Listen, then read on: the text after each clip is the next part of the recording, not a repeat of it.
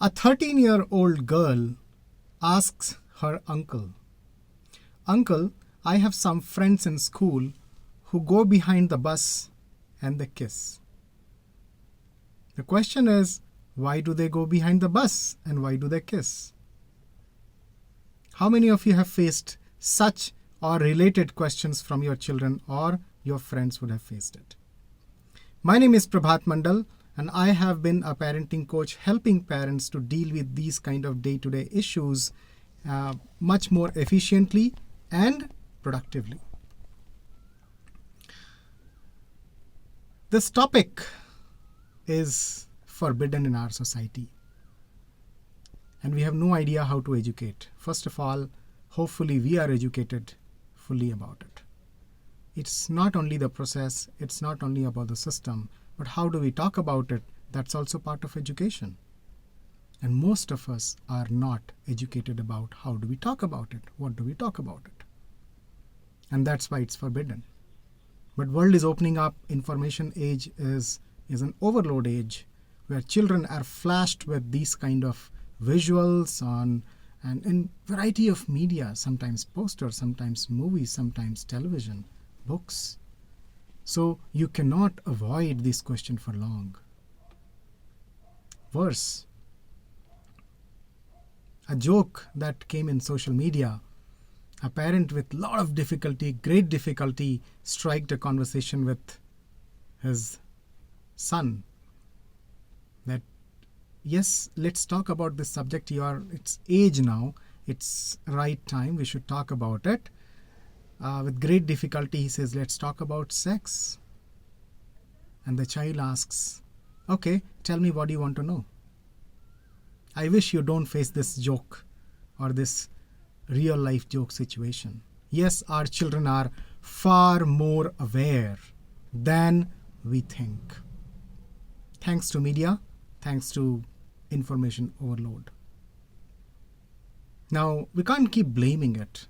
Yes, we need to get ready to handle the situations much better. For a child at 10, 12, 13 years to ask this question to parents, remember, my friend got this question from her niece. Second part is, this girl did not ask her parents.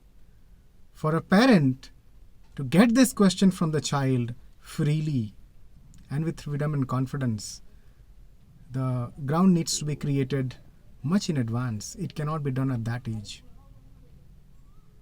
Much in advance and much subtler way, so that child feels confident to talk about this subject, yes, this subject also, with the parents.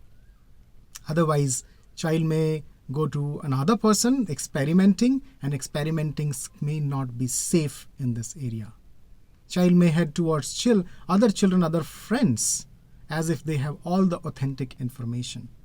And worse, child may head towards internet and ask Mr. Google, as if all safe and information, authentic information, is provided by Google.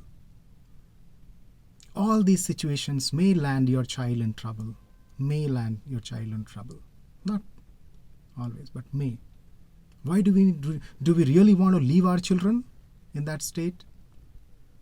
That's one. Second, if children are not aware and educated, I have heard umpteen number of cases. There were one case, an 8th grade child started feeling, because of these hormonal changes, with such feelings that were deemed as dirty, and child went into depression because nobody handled these questions well.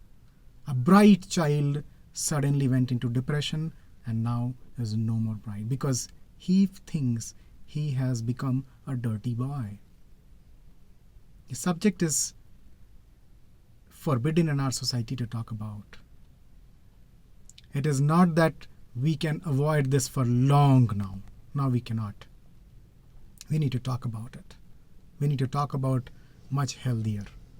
And education system, nor society, nobody supports about this education. So we need to take a step forward, learn about it, how to talk about this subject, how to educate our children much earlier in life, so that as and when these changes happen in body or in thoughts, it first comes to the parents, and a healthy information is provided in a healthy environment. How many of you are looking at and able to correlate that yes, your child will be able to, you will be able to, and you would want to facilitate your child in a much healthier environment? Hopefully this is lighting some spark in your mind. For more such videos, please subscribe to this channel and don't forget to press the bell icon so that you get to know about further videos on time. Thank you so much for listening. See you in the next video.